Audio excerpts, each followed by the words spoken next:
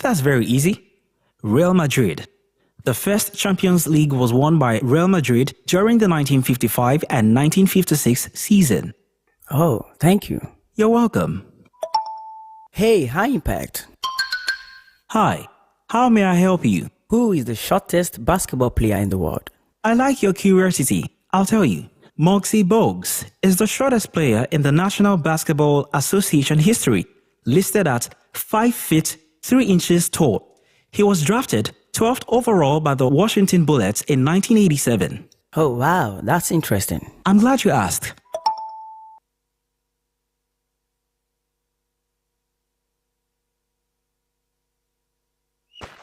You're listening to Sports in a Jiffy on Impact Radio 102.1 FM Lagos.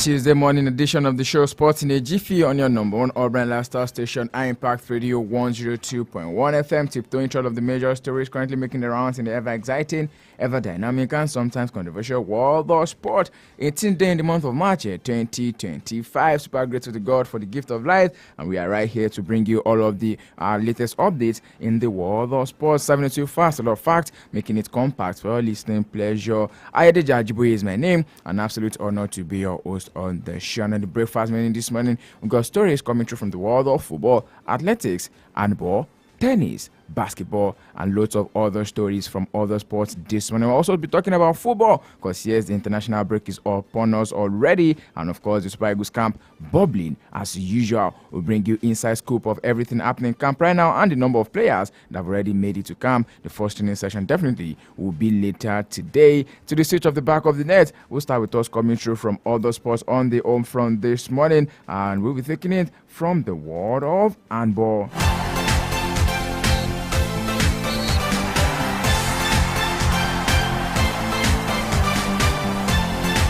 Nigeria's under-18 men's handball team finished second at the IHF Trophy Intercontinental Phase following the 34-30 loss to Kosovo after overtime in the final of the competition in Pristina, Kosovo. The team led by Emeka Nnamani went into the match determined to avenge an earlier defeat against the hosts in the preliminary stage, but were limited by a resolute defense of Kosovo, and despite scoring 5 goals, they settled for a pulsating 13-13 in the first half.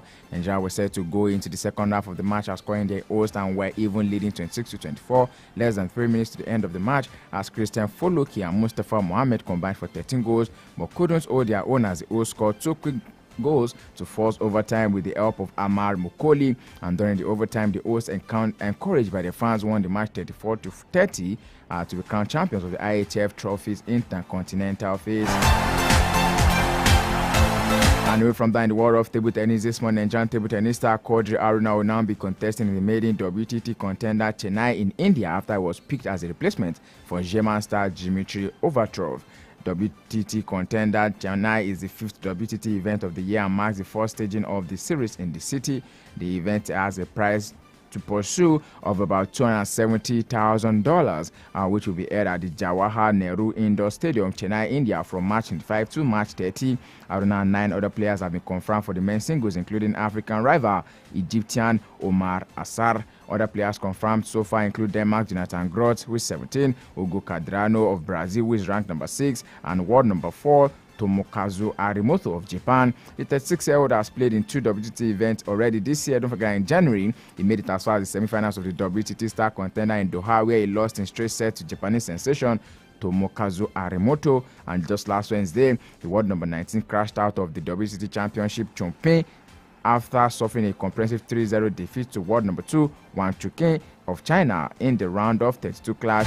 I'll now be hoping to put up a more commanding show in India, as he will be tipping to shine by the world body as well.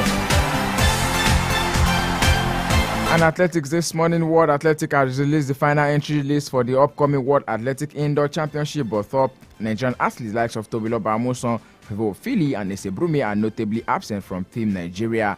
The prestigious event is set to take place in Nanjing, China from March 21 to 23. In the absence of these stars athletes, shot put specialist Chukwuebuka Enekwechi and 400-meter runner Chidi Okeze will be leading Nigeria's 9-member squad. Other Nigerian athletes listed for the championship include the NCAA Women's Indoor High Jump Champion Temitope Additional, African Indoor record holder in the men's 400-meter Ezekiel Nathaniel, and Paris Olympics finalist Priscilla Ochonogo. The team is completed by Edidiong Udo, James Onwuka, Ifeanyi Ojeli, and also Joshua Caleb. The Nigerian contingent consists of 7 male and 2 female athletes competing primarily in high jump, long jump 400 meter, shot put, and the men's 4x400 meter relay. According to the World Athletics, the championship will feature 576 athletes from 127 countries, including 11 individual defending champions and 20 Paris 2024 Olympic medalists.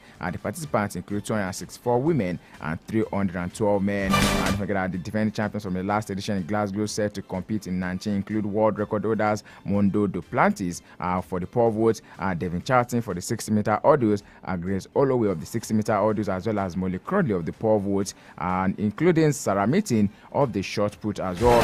As taking stories from other sports on the show this morning, before we go away from the home front, let me remind you that Nigeria has been selected to host the ICC Under-19 Men's T20 World Cup qualifier. According to report, the country earned the hosting rights following the expensive performance in the previous edition of the tournament.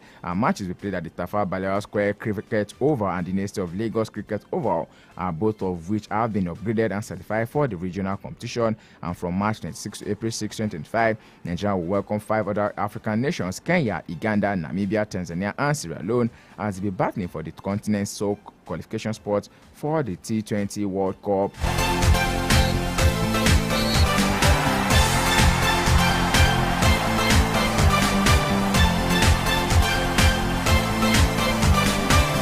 Anyway, from other sports on the home front this morning, quickly let's go to the world of football and we'll talk about the concluding match of the match day 29 in the Nigerian Premier Football League, where the Sunshine Stars and Plateau United battled to a 3-2 draw in their Nigerian Premier Football League match day 29 encounter in Ikenne yesterday. Plateau United stunned the home fans with Victor Temitope handing them the lead after just 8 minutes, with Sunshine Stars equalizing 10 minutes later through Stephen Chukwude. The visitors regained the lead at the hour mark of Sabat Macha's superb strike. Anthony Nwadioha also scored an ongoal in the 76th minute to ensure Sunshine Stars earned the share of the spoils. Sunshine Stars, who are now unbeaten in their last 3 games, remain in 18th position with 3 points from 29 matches. Plateau United also maintained 15th position with 35 points from the same number of matches played already in the NPFL this season.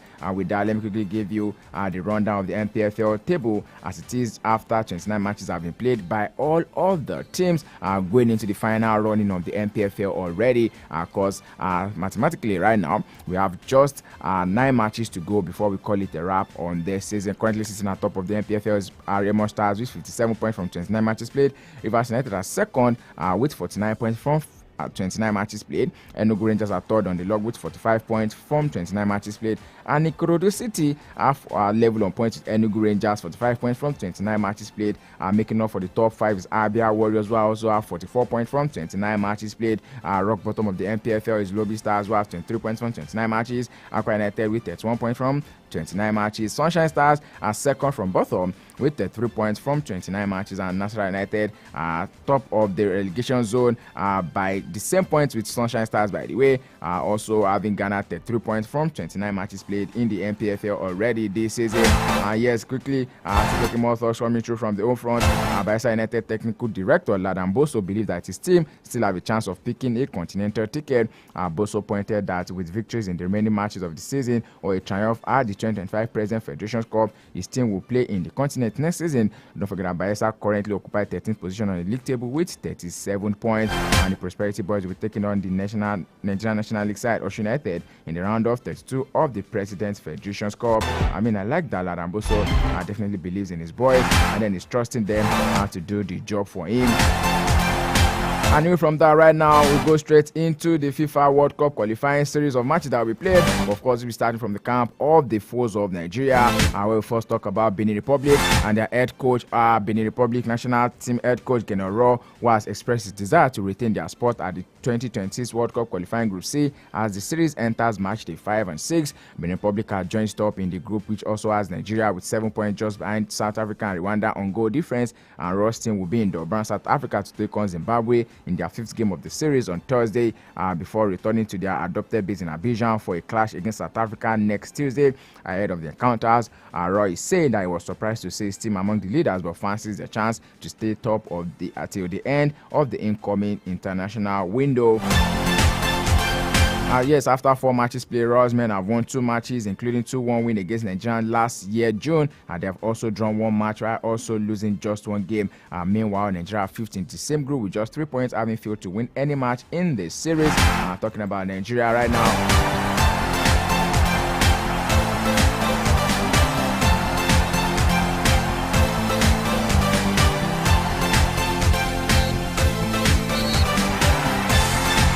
Super Eagles of Nigeria have welcomed more players to camp ahead of the 2026 FIFA World Cup qualifier against the Amavubi of Rwanda on the early morning this morning. The Super Eagles of Nigeria received significant boost as 8 key players, including Captain William Troost-Ekong, landed in Kigali, Rwanda, to prepare for the crucial 2026 FIFA World Cup qualifier against the Waps of Rwanda. Super Eagles camp opened with Victor Osimhen and 5 other players and the members of the Nigerian Football Federation making it to camp on Sunday, and then the arrivals of the other players who joined alongside William Troost-Ekong include Alexander Iwobi, Calvin Bassey, Wilfred Ndidi, Ademola Lukman, Joseph Aribo, Igor Ogbu, and also Bright Osai Samuel taking the list of with the likes of Lukman, the reigning African Footballer of the Year, also expected to take on a massive responsibility if the Super Eagles will be victorious in this game. I'm talking about the new boy joining the Super Eagles right now. New Super Eagles invitee Igor Ogbu has also revealed that he turned down an opportunity to represent Norway and waited for the time to fulfill his dream of playing for Nigeria. Ogbu was part of the Flying Eagles squad in 2019 and moved to Norway in 2018, but got the chance to represent the European country during his final season with Lillestrøm. After leaving Gombe United in 2018, Ogbu played for 5 clubs, 4 in Norway, before moving to Czech Republic to join Slava Prague for a record 2.5 million euros in January 2023. Reflecting on his decision to reject Norway, Ogbu shared that it was a deeply personal choice, guided by his late father's wishes. And his fate was eventually rewarded this year as he was named in the coach Eric Sekutele's 23-man squad for the crucial 2026 World Cup qualifiers against Rwanda and Zimbabwe. We're bringing you more updates coming through from all of this in the coming days, because of course the camp of the enemies of the Super Eagles are definitely also bubbling right now. Of course, the Amavubi of Rwanda also started preparations for the important match against Nigeria. Their Amuruche's team had their first training session in Kigali on Sunday. The session was led by head coach Amuruche along with his assistant. The Algerian coach earlier released the 28-man professional squad for the match against Nigeria, as well as their match the 6th game against Crocodiles of Lesotho on Saturday. And forget that Rwanda will be hosting Super Eagles at the Amahoro Stadium in Kigali this Friday, March 21, and they will also face Lesotho at the same venue just 4 days after, currently leading the Group C with 7 points from 4 matches.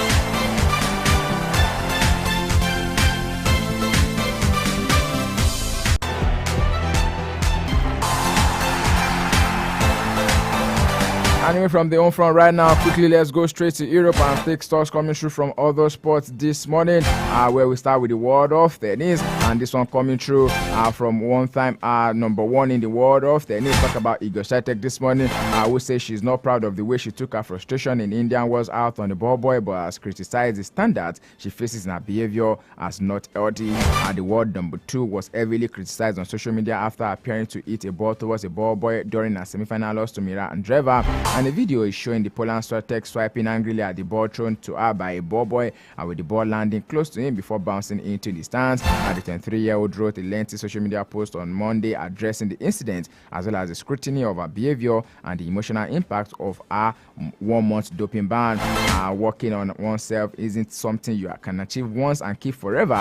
Sometimes we take 2 steps forward and 1 step backward. Swiatek has not reached the final this year, with the last title coming at the French Open last June.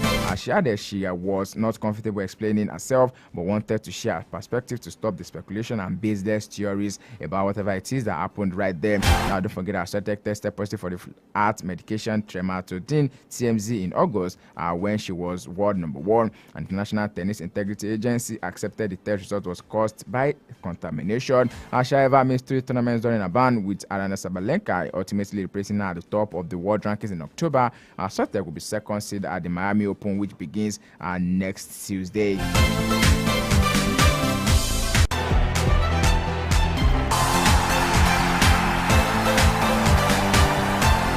Away from tennis right now, straight into the world of basketball, where Coach Steve Kerr said the Golden State Warriors were awful as their 7-game winning run came to an end against the Denver Nuggets in San Francisco. Aaron Gordon scored a season-high 38 points in 105-114 point win for the Nuggets, who were without center and star Nikola Jokic. It's Gordon's highest points all since joining the Nuggets from the Orlando Magic in 2021. Russell Westbrook, also the NBA all-time leader in triple-doubles, secured a 203rd by scoring 12 points with 11 bounds and also 16 assists.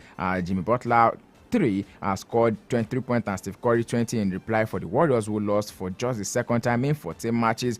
Denver either remained fourth in Western Conference, with Golden State occupying the final playoff in 6th position. Los Angeles Lakers, still without the injured LeBron James, are just behind the Nuggets in 4th after beating San Antonio Spurs 125-109. Austin Reeves top scored with 30 points for the Lakers, with Luka Doncic adding 21 points with 9 rebounds and 14 assists. Houston Rockets overturned the 25-point third quarter deficit to beat the Philadelphia 76ers 144-137 points in overtime and stay second in the Western Conference, while the Minnesota Timberwolves also needed overtime to beat the Indiana Pacers 132-130 points, with Obi Toppin scoring 34 points and 10 rebounds and 2 assists. New York Knicks won 116-95 points against the Miami Heat to stay third in the East, while the Detroit Pistons are 6th after beating the New Orleans Pelicans 127-81 points.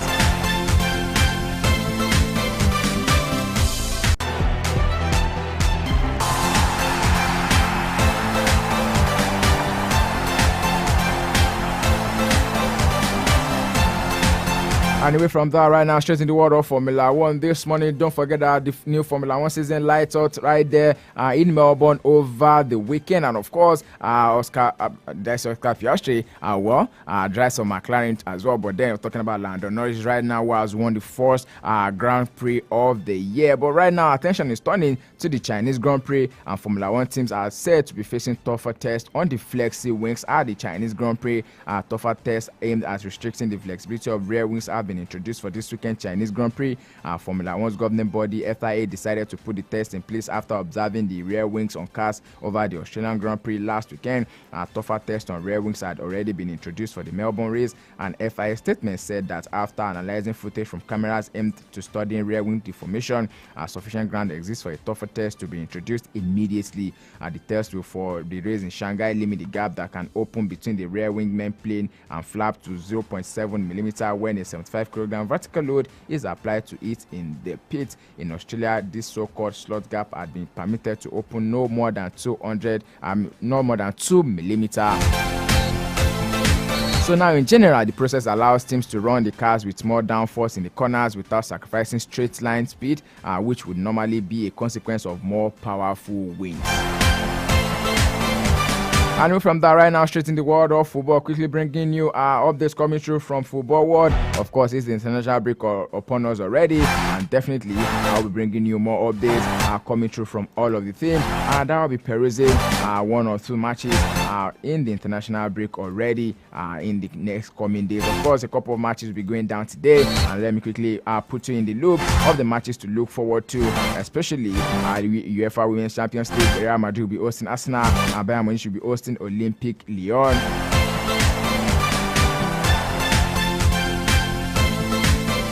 And from tomorrow as well, there will be Wolfsburg will be hosting Barcelona, and Manchester City women will be hosting Chelsea. And of course, we'll go straight into the internationals, where the Football Union of Russia will be playing their first game against Grenada, and the CAF World Cup qualifiers. Eswatini will be hosting Cameroon, and Liberia will be hosting Tunisia. Central African Republic will be hosting Madagascar, and those are the first kickoff of the current window in the CAF Confederations World Cup qualifiers.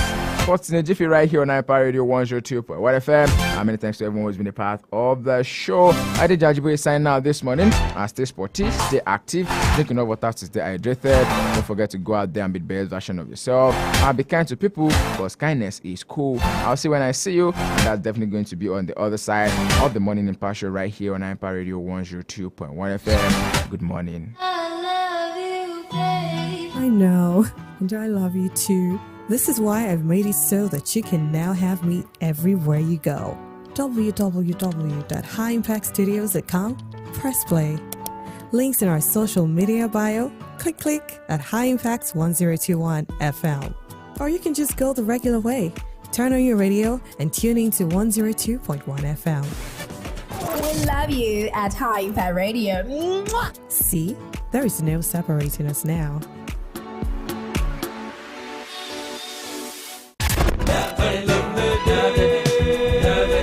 Start your day with Impact as we give you positive affirmations, traffic updates, entertainment,